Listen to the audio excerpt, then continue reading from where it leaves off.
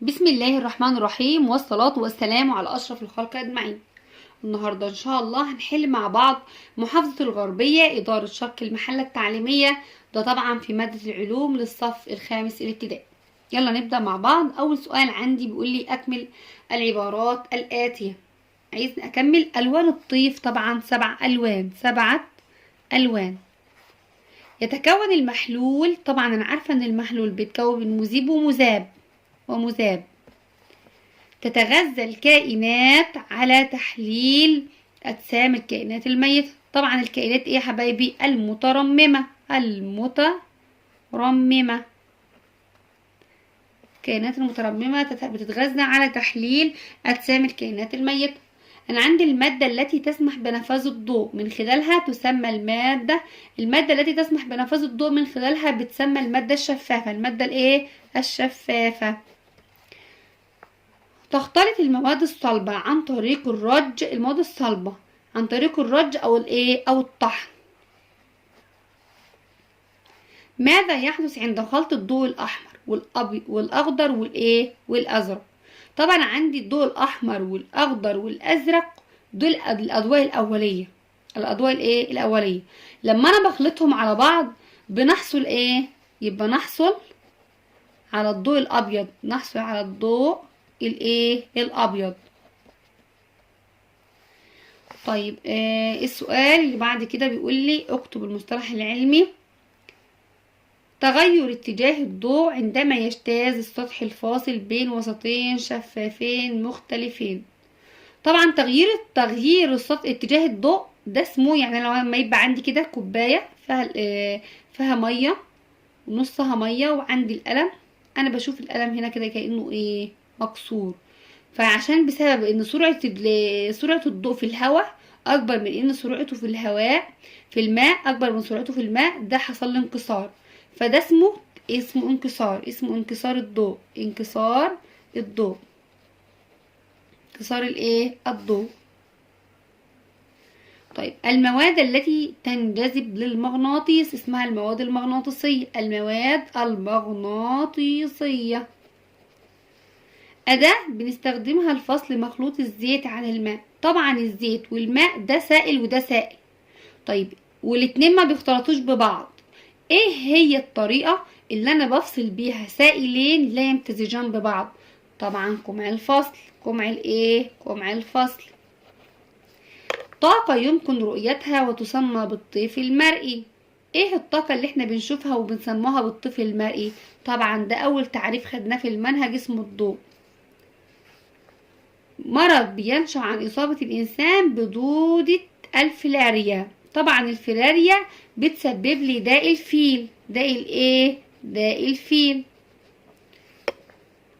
طبعا احنا كمان سميناه بداء الفيل ليه؟ لأن قدم المصاب بداء الفيل بتشبه قدم الفيل.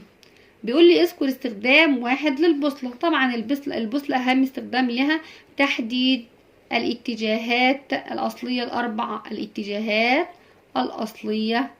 الأربع. طيب عايزنا اختار. بيقول لي من الأضواء الأولية أنا عندي البنفسجي ضوء ثانوي، والقرمزي برضو ضوء ثانوي.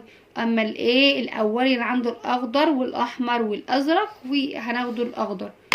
يحصل النبات على الطاقة من بيحصل على الطاقة من من ضوء الشمس. يلجأ الكثير من الكائنات الحية طبعا بيلجأوا إلى الاختفاء والتمويه أو المحاكاة. يلا نشوف معانا منهم المحاكاة. بيسير الضوء في خطوط مستقيمة. مستقيمة. طيب علل يعتبر الهواء مخلوط. طبعا الهواء مخلوط لأن هو بيتكون من يا حبايبي؟ يتكون من طبعا بيتكون من الأكسجين وغاز ثاني أكسيد الكربون والنيتروجين وبخار الماء. يبقى هو مخلوط ليه؟ لأنه يتكون من الأكسجين، خلط الأكسجين وثاني أكسيد الكربون والنيتروجين وبخار الايه وبخار الماء. عايزني بعد كده اصوب ما تحته خط. تسبب علاقة الافتراس انخفاض اعداد الفرائس. طبعا علاقة الافتراس بتسبب ايه؟ ثبات اعداد الفرائس. تستخدم عملية التبخر في عملية الفصل بين الماء والرمل. طبعا الماء والرمل انا بستخدم لهم عملية الايه؟ الترشيح.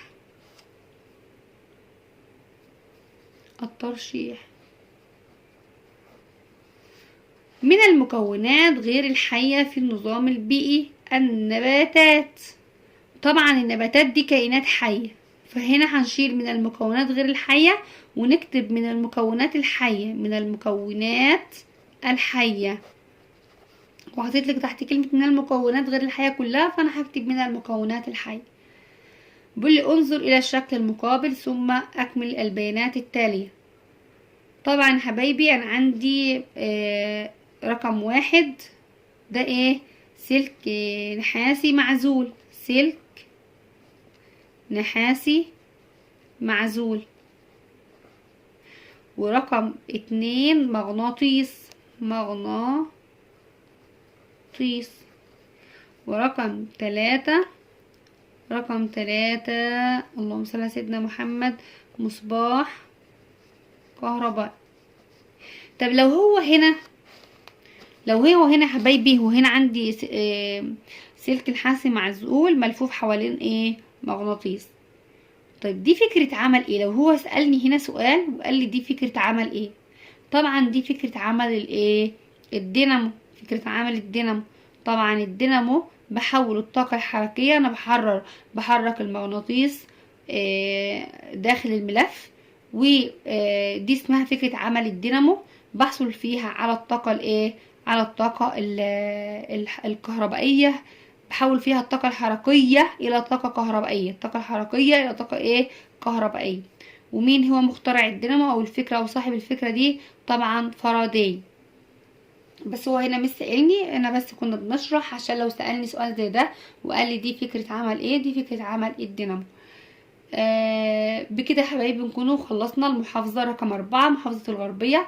اتمنى تكون عجبكم الفيديو. ما تنسوش الاشتراك في القناة وتفعيل زر الجرس على الكل عشان يوصلكم مني كل جديد. ان شاء الله الفيديو اللي جاي هنحل محافظة البحيرة. والسلام عليكم ورحمة الله وبركاته.